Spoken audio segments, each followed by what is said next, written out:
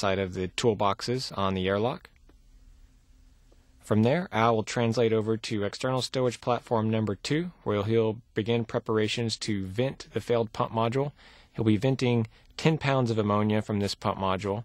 He'll ingress the portable foot restraint.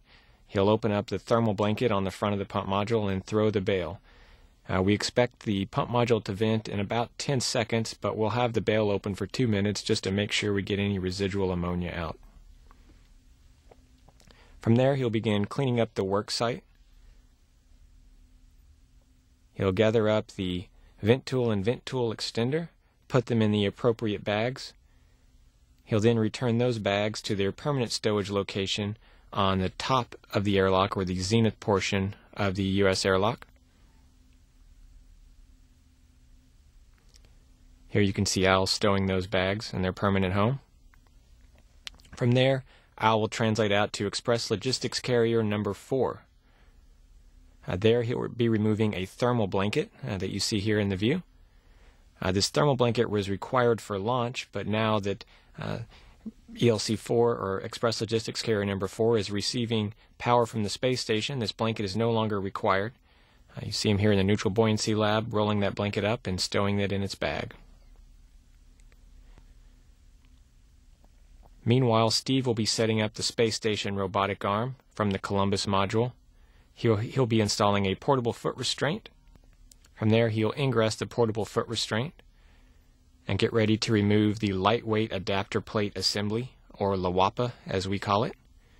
Once he backs away from the work site, he'll rotate it 180 degrees. This is part of a material science experiment.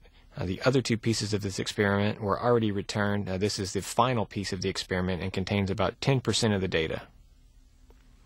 He'll then ride the robotic arm to the shuttle payload bay, where he'll install it on the sidewall carrier, and he'll drive a single bolt to secure it in place. From there, he'll ride the space station robotic arm over to Dextre. Once he arrives at Dextre, he'll be installing a camera.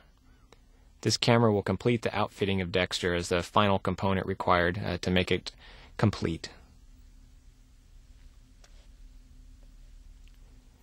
He'll then ride the robotic arm over to remove a thermal blanket from Dextre. This blanket was required to maintain thermal temperatures during launch, but now if Dextre is working particularly hard on a given day, this blanket could cause temperatures to get a little higher than we'd like, so we're removing it. From there, he'll ride the robotic arm back over to the Columbus module. Once it's the Columbus module, he'll remove the portable foot restraint from the arm. And he'll translate back up to the zenith part of Columbus, where he'll stow the portable foot restraint. He'll then translate back down to the robotic arm one more time, where he'll be installing a lens cover on one of the cameras. This lens cover will protect the camera from the plume of visiting vehicles.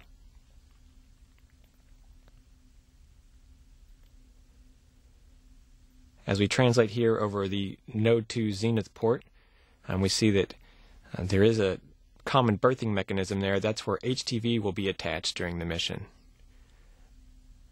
We're now flying over to Al's next work site. He'll be installing a light.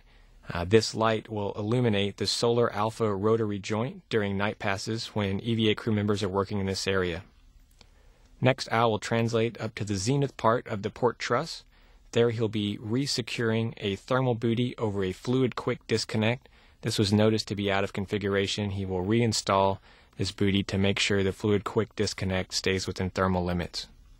He'll then translate down to the nadir side, where he'll be troubleshooting 2 radiator grapple stow beams.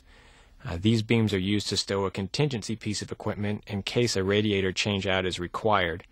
When these beams were installed on STS-133, they did not seat down as expected, so I will be going through some troubleshooting steps to make sure those get secured. From there, he'll head over to Node 3 and remove a thermal blanket. There are 2 connectors under this thermal blanket, which creates a tent. There's some concern that the area under this tent can get too hot, so that blanket is going to be removed as it's no longer required. From there, both crew members will move into their final task for this EVA. Steve will translate over to Dextre, where he'll be installing a lens cover on one of Dextre's camera. This again will protect this camera lens from visiting vehicle plumes.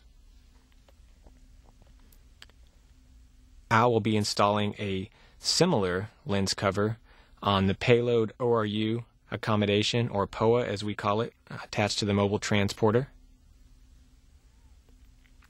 Once that's complete, both crew members will translate back to the U.S. joint airlock and finish up EVA2.